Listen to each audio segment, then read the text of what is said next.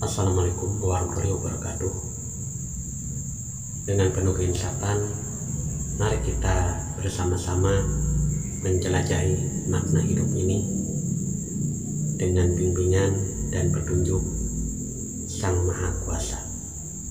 Mari kita sambut kehadiran channel Kang Darman Denesa sebagai teman perjalanan spiritual menuju kebaikan, dan mari kita bersama-sama memperkuat iman dan takwa dengan mempelajari dan menyimak apa yang disampaikan di dalam video berikut ini. Assalamualaikum warahmatullahi wabarakatuh. Waalaikumsalam warahmatullahi wabarakatuh. Bismillah, tawakkaltu ala Allah, la haula wala quwata illa billah. Asyhadu an la ilaha illallah wa asyhadu anna Muhammadar Rasulullah. Allahumma shalli ala sayyidina Muhammadin wa ala alihi wa sahabatihi ajmain, amma ba'd. Halamannya ke berapa Pak Kiduki?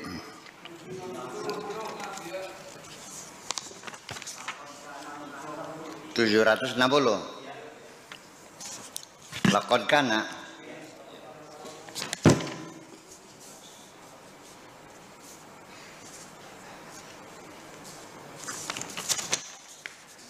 awal paragrafnya lakon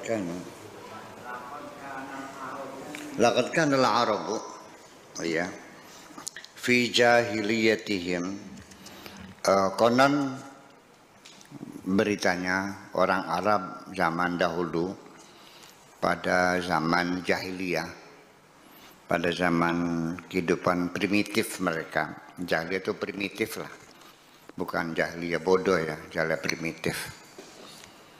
Memang kata jahil, tapi yang kalau dibilang bodoh enggak juga sih, mereka bisa berdagang kok, bisa ngitung duit, ya, berdagang. Termasuk Khadijah juga importer dan eksportir, ya, beli bahan-bahan tekstil dari Syam di musim panas, nanti musim dingin ke Habasyah membeli rempah-rempah. Kalau orang bisa bisnis, orang belut orang pintar.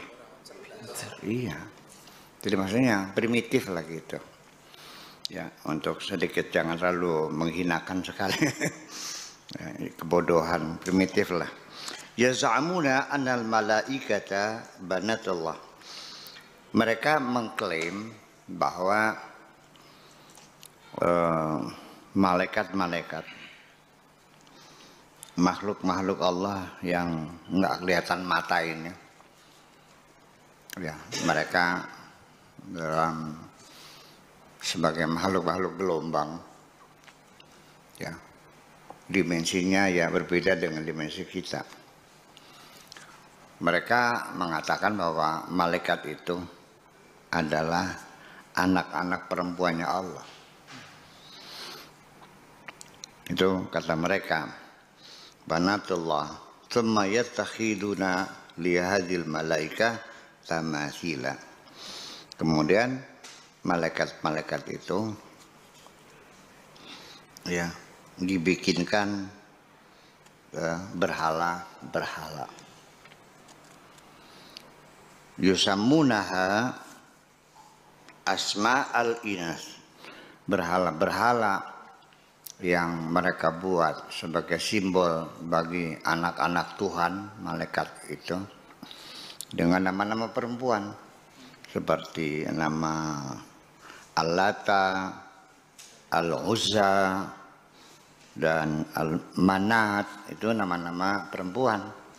Kalau di sini ya Tarakiem, Tarsem, Narkem gitu, nama perempuan. Dari jam yang mikam semuanya.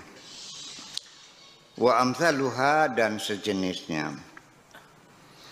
Tsumma ya'buduna hadhil asnam, lalu kemudian berhala-berhala ini mereka sembah, disembah gitu.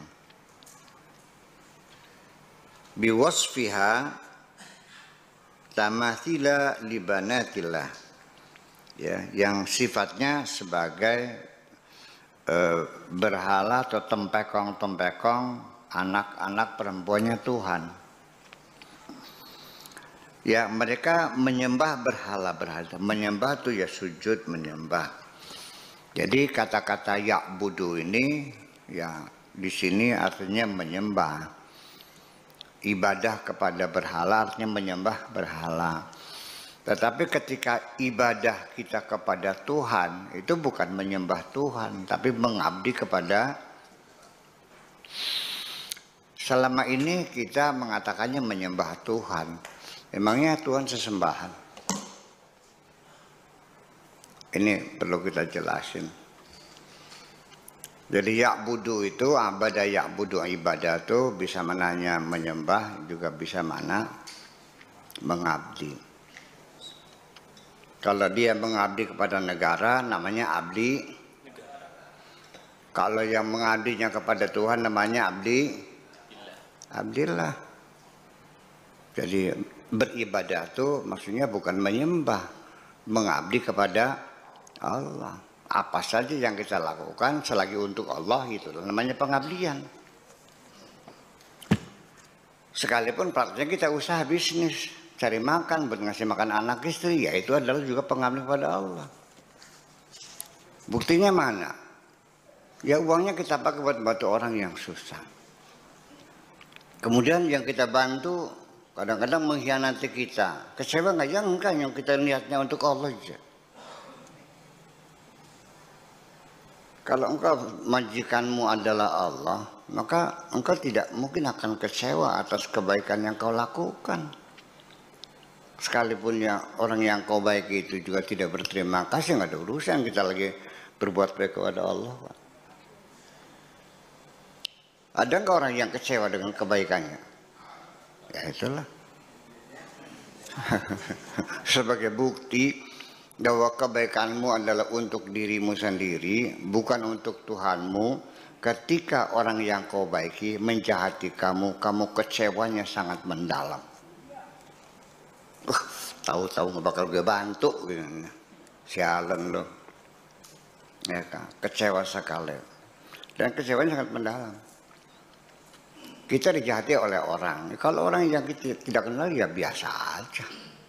Namanya penjahat lah.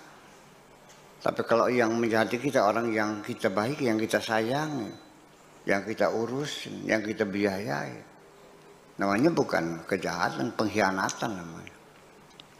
Dan kita kecewa sekali. Dan itu pertanda bahwa apa yang kau lakukan belum untuk Tuhanmu, masih untuk dirimu sendiri. Nah itulah makanya mereka ya'budunal asnam, mereka menyembah berhala.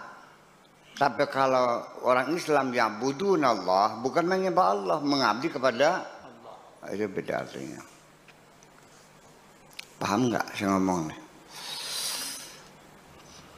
Seperti istara, itu lafaz mustarok, bisa maknanya membeli, bisa maknanya menjual.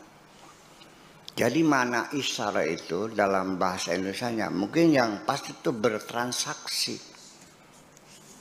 Bisa sebagai penjual, bisa sebagai pembeli. Namanya transaksi jual beli. Itulah maksudnya. Satu kata maknanya banyak. Namanya lafaz mustarok. Satu kata maknanya banyak. Pasir yang ada di sungai dalam bahasa Jawa namanya wedi. Kali wedi itu sungai pasir. Tapi ketika orang takut sama hantu, orang itu juga wedi ning setan, wedi ning setan, takut sama setan. Jadi wedi itu bisa artinya takut, bisa artinya pasir. Apalagi banyak bahasa Indonesia. Kalau bahasa Arabnya memang gudangnya. Seperti apa lagi?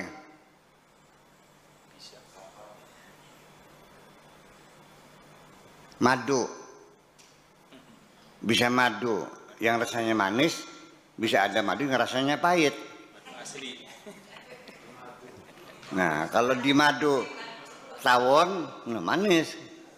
Kalau di madu suaminya kawin lagi, ya pahit sebenarnya rasanya. Ya gitu kan, nah, itu maknanya. Jadi mereka itu menyembah berhala, ya, bukan mengabdi, menyembah memang. Terus gimana? Nama-namanya, nama-nama perempuan, Lata, Man, Uzza, Manat dan sebagainya. Alhamdulillah, terima kasih banyak. Apapun yang telah disampaikan di dalam video tadi, semoga menjadi wawasan kita untuk selalu bertakwa kepada Allah dan menambah keyakinan kita dalam menunaikan segala perintah-perintahnya. Akhirul kalam, wassalamualaikum warahmatullahi wabarakatuh.